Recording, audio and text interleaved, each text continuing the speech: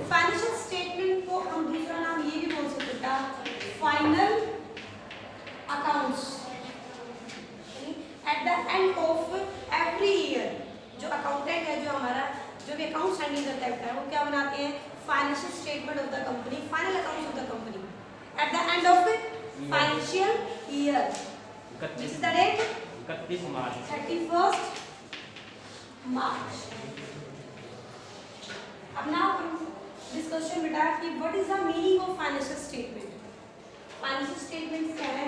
ये statement state that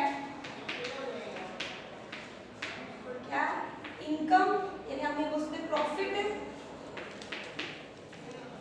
and loss, और इसके साथ हम क्या स्टेट करते हैं? आपकी फाइनेंशियल पोजीशन ऑफ कंपनी। जब हमारे अकाउंटिंग प्रोसीजर हमने किया था, हमने कहा कि सबसे पहले हमने क्या किया था? जनरल बेसिस पे अगर कॉम्प्रिहेंसिव किसी कंपनी के अकाउंट्स बनाते हैं तो we will follow this procedure ना। फर्स्ट स्टेप क्या था? जनरल। जनरल के बेस पे हमने क्या प्रिपेयर कर दिया बेटा? Ledger. On the basis of will prepare ledger. Ledger के बेस पे बेटा आपके प्रोडक्ट क्या? Trial balance. आई थिंक ये हो चुका आप लोगों का ट्रायल बैलेंस, जिसमें हम लोग क्या चेक करते थे? मैथमेटिकली एक्यूरेसी चेक होती है कि debit should be equal to credit balance. After इस ट्रायल बैलेंस के बेसिस पे कंपनी के अंदर क्या तैयार किया जाता था? Final account. ठीक है, फाइनल अकाउंट्स या फाइनेंशियल स्टेटमेंट। यानी फाइनेंशियल स्टेटमेंट किस है? It is a statement which show the profit and loss account of the company, and profit and loss of the company and financial position. यानी business में profit है या loss है, and what is the financial strength of the company. Financial position का मतलब यहाँ पर है बैलेंस शीट। फाइनेंशियल पोजीशन का मतलब क्या है? Balance sheet. इसमें overall there are 3 mainly financial statement we will prepare. First one आपकी है ट्रेडिंग अकाउंट। फर्स्ट क्वेश्चन क्या था? Trading. And there are mainly 3 type of financial statement होता है। फर्स्ट कौन सी है? Trading account. सेकंड वन क्या होता है? प्रॉफिट एंड लॉस अकाउंट का, and third one balance sheet. Balance sheet. These two statements क्या बताती हैं? It tells about the profit and loss, और ये क्या बता रही है? आपकी financial position. Financial statements are those statements which tell about the profit and loss of the company and financial position of the company. देखो प्रॉफिट एंड लॉस का मतलब यहाँ पे कैसे पता चलेगा? We include expenses and income। Expenses और incomes की डिफरेंसेस को हम क्या निकालेंगे? प्रॉफिट और लॉस। फाइनेंशियल पोजीशन में क्या इंक्लूड करते हैं बेटा? All assets and liabilities. कि what are the main assets of the company and what are the liabilities of the company. तो ये हमें कौन बताएगा? Balance sheet. One by one आज हम स्टार्ट कर रहे हैं। फर्स्ट ऑफ ऑल देखिए,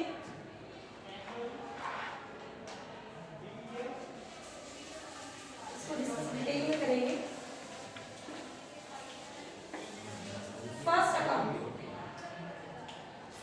कौन सा है? Trading account. ट्रेडिंग अकाउंट क्या है आपका? देखो ट्रेडिंग अकाउंट जो है इसको हम लोग लाइक मैन्युफैक्चरिंग अकाउंट भी ले सकते हैं। इसको ट्रेडिंग और प्रॉफिट एंड लॉस अकाउंट को इसको करने से पहले हम क्या कर रहे हैं? एक तो एक्सपेंसेस के टाइप्स पता होने चाहिए। Expenses mainly there are 2 types होता है, डायरेक्ट एक्सपेंसेस और बेटा इनडायरेक्ट एक्सपेंसेस। डायरेक्ट एक्सपेंसेस वो होते हैं जो directly add to the cost, जो क्या करते हैं? हमारी directly affect the cost of production. these expenses directly affect किसको कहते हैं बेटा? Cost of production, raw material purchase, ठीक है। अगर रॉ मटेरियल में आप परचेज कर रहे हैं, ठीक है, वेजेस है, इलेक्ट्रिक, अगर मान लो हमारे पास मशीन चल रही है बेटा, तो उस टाइम पर जो हमारा लाइटिंग है, मशीन फैक्ट्री के जितने भी ओवरहेड, फैक्ट्री के जितने भी एक्सपेंसेस हैं, वो सारे हमारे किस में आएंगे बेटा? Direct expenses, because these are included in किसमें? Cost of production. Those expenses which are directly affect the cost of production is called direct expenses. Mainly आप दूसरी तरीके से क्या बोल सकते हो? बिफोर क्या ना मेकिंग होता है, ओवरऑल जो फाइनल गुड्स बनाने तक के खर्चे हमारे कितने हैं, किसमें आएंगे बेटा? फाइनल गुड्स का मतलब है रेडी टू यूज, वो खर्चे किसमें आएंगे? डायरेक्ट एक्सपेंसेस में। इनडायरेक्ट का मतलब आफ्टर प्रोडक्शन, जो सेलिंग के लिए किए जाते हैं, यानी आफ्टर प्रोडक्शन जो एक्सपेंसेस हमारे हैं वो सारे क्या है आपके? Indirect expenses. These are not included in cost of production. अगर हम किसी की कॉस्ट पूछते हैं उसमें ये वाले एक्सपेंसेस इंक्लूडेड नहीं है। डायरेक्ट एक्सपेंसेस मतलब क्या है?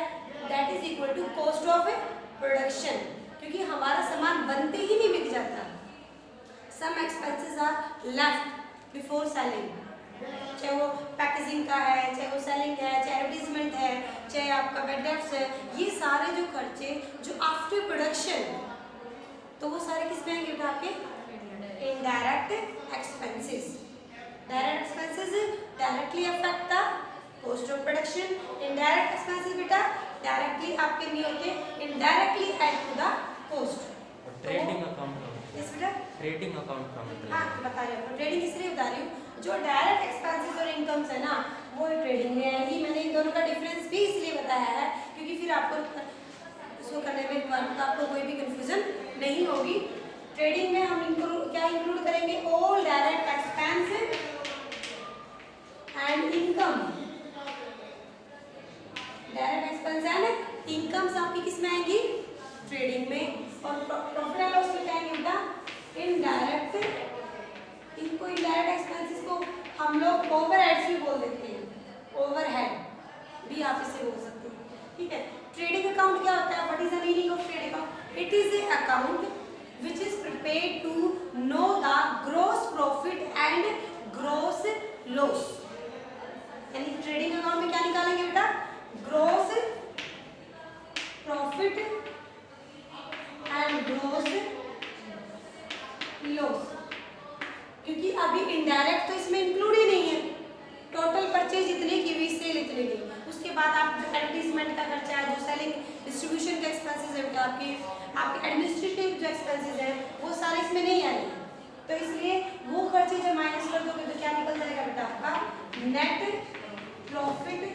जैसे अगर मान लो आपको किसी के पेरेंट्स अगर गवर्नमेंट जॉब में, तो कहते हैं ग्रोस सैलरी कितनी है टोटल, जब उसमें से पीएफ या चाहे कुछ भी जो आप डिडक्ट करवा रहे हो वो माइनस कर देते हैं, वो क्या पता चलती है? आपकी नेट। तो ग्रॉस और नेट में डिफरेंस पता चल गया। In trading account we will calculate gross profit and gross loss. If income is over than expenses that we incurred profit, when expense is over than income then we incurred loss. Gross means only difference between direct expenses and direct income. और बेटा जब direct gross profit और gross loss से indirect less कर देंगे तो क्या आ जाएगा बेटा? आपका net profit and net loss. Meaning clear है?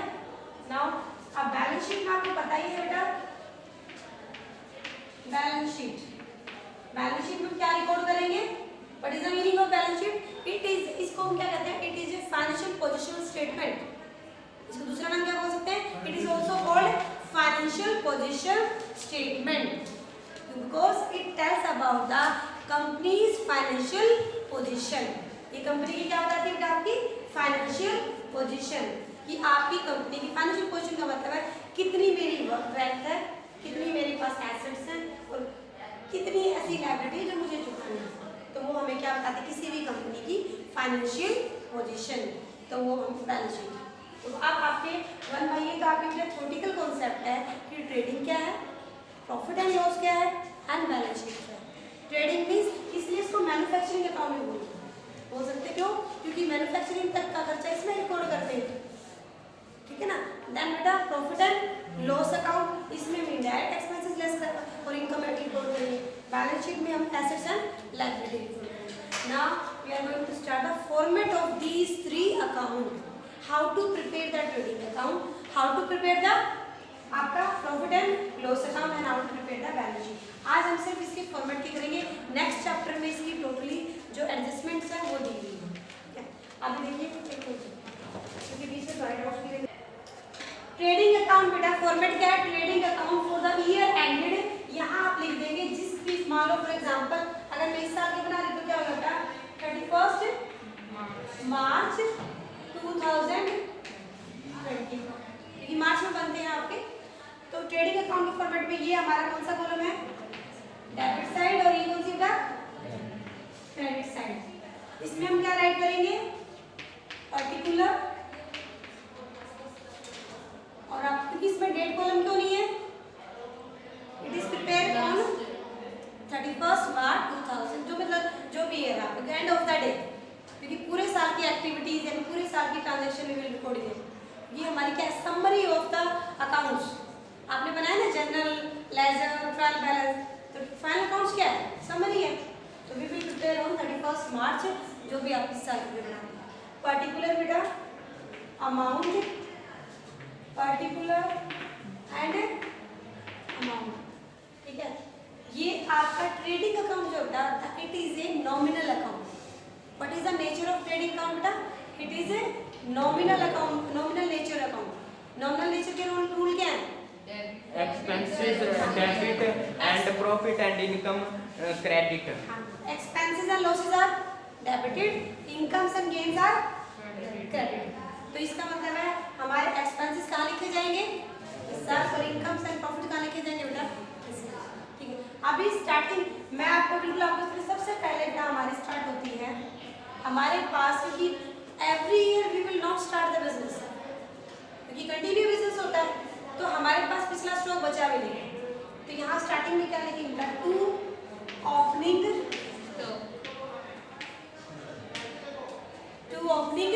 स्टॉक। ओपनिंग स्टॉक यहाँ आता है, क्लोजिंग यहाँ आता है। मैं इसलिए साथ के साथ लिख कर डालूंगी क्योंकि लर्न करना एकदम इजी रहेगा, ठीक है ना। ओपनिंग स्टॉक यहाँ आएगा, क्लोजिंग यहाँ आएगा।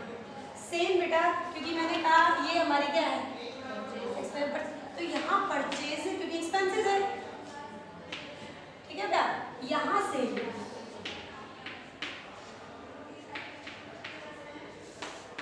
इज इट क्लियर और नॉट, क्योंकि आप साथ के साथ करेंगे तो प्रॉब्लम नहीं होगी। यहाँ ओपनिंग स्टॉक, यहाँ बेटा क्लोजिंग स्टॉक, यहाँ परचेज और यहाँ सेल। अब आपका ओपनिंग स्टॉक का भी यहाँ अमाउंट लिख दीजिए। ओपनिंग स्टॉक को परचेज का यहाँ राइट करेंगे, क्यों, may be there are some purchase returns, क्योंकि परचेज करते हैं तो परचेज रिटर्न में भी पॉसिबल। तो हम रिकॉर्ड कहाँ करेंगे बेटा, डेट माइनस परचेज रिटर्न, जो माइनस होकर जो आएगा बेटा वो यहाँ परचेज में से क्या माइनस करेंगे, परचेज रिटर्न्स।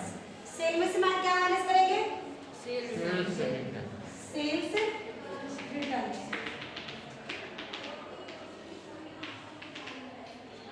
ओके, ये आपका यहाँ था, ये हमने ओपनिंग स्टॉक और परचेज कर लिया बेटा। अब इस साइड कुछ नहीं आएगा, सिर्फ इधर क्या आएंगे बेटा, डायरेक्ट एक्सपेंसेस।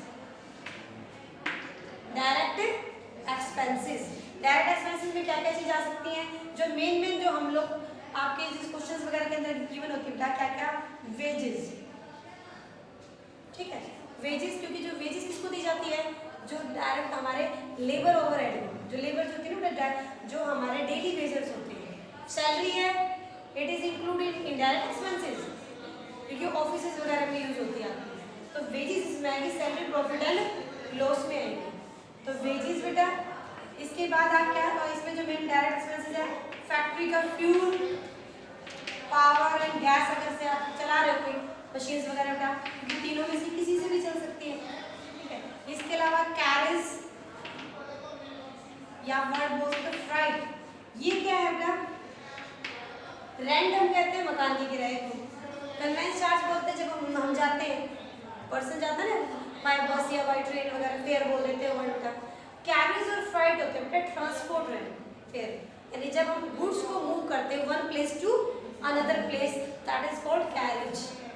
किराया भाड़ा जो आप लोग लैंग्वेज में यूज करते हो, फ्राइट भी और बेटा कैरेज भी। तो ये अगर दिए हुए तो ये हमारे क्या डायरेक्ट एक्सपेंसेस में आते हैं, क्योंकि उस टाइम पर आपके कैरेज ये आपके क्यों इसमें आ रहे हैं। कैरेज दो टाइप्स के होते हैं, कैरेज इनवर्ड और कैरेज और फ्राइट बोल दीजिए outward. Carriage on sale, carriage on purchase. यहाँ पर हमारे क्या है बेटा, जो सामान हम रॉ मटेरियल को मंगवा रहे हैं रॉ मटेरियल, तो उस टाइम पर आपका एक कैरेज होता है। एक जब हम आगे एक्सपेंस करेंगे, जब हम सेल करने के लिए करेंगे, ठीक है बेटा, तो एक हमारा कैरेज ऑन सेल, एक carriage on purchase. Carriage on purchase इसमें आ जाएगा, carriage on sale profit and loss account में आ जाएगा, यानी कैरेज दोनों में आएंगे, लेकिन दोनों का नेचर अलग है। एक जो हमारी कॉस्ट में इंक्लूड होगा बेटा, एक जो हमारे इनडायरेक्ट एक्सपेंसेस में इंक्लूड होगा, carriage inward and carriage outward. Is it clear? तो कैरेज एंड फ्राइट आप किसे बोलते हैं बेटा, ट्रांसपोर्ट चार्जेस को, ठीक है। इसके अलावा और क्या आ सकता है, लाइटिंग अगर हम, ठीक है, वेजेस है, फैशन है, ऑक्ट्रॉय ड्यूटी होती है जब हम सामान मंगाते हैं ना, ऑक्ट्रॉय ड्यूटी या इंपोर्ट ड्यूटी, वो हमारी क्योंकि सामान कुछ ऐसा मंगा रहे कैपिटल गुड्स या कुछ भी, तो वो हमारे उस टाइम आती है। ये हमारे टैक्सेस है, कुछ टैक्स होते हैं जो डायरेक्ट कॉस्टमेड होते हैं, और कोई भी टैक्स है जैसे आपका इसमें हो सकता है कि आपका जीएसटी वगैरह है, वो इसमें नहीं आएगा, वो किसमें आएगा बेटा, आपका इनडायरेक्ट एक्सपेंसेस में, सामान बनने के बाद का। तो ये मेन हमारे एक्सपेंसेस हैं, कुछ जो मैंने एग्जाम्पल दिए, इसको हम क्या लिख देंगे इधर, और ये हमारा क्या रहेगा टोटल बेटा, इधर का टोटल और इधर का टोटल। जिस साइड का ज्यादा है वो दोनों साइड लिखा जाएगा, जैसे आप बैलेंसिंग करते हो बेटा, इफ इनकम ओवर देन, ये क्या इनकम साइड ना, income over than expenses, then यहाँ क्या लिखा जाएगा, to gross profit. If we got expenses more than income, then gross loss, it is transfer to profit and loss account. अभी transfer करेंगे क्योंकि आगे जाके वहाँ ट्रांसफर होता है। तो ये हमारा फॉर्मेट किस चीज़ का है, ट्रेडिंग अकाउंट।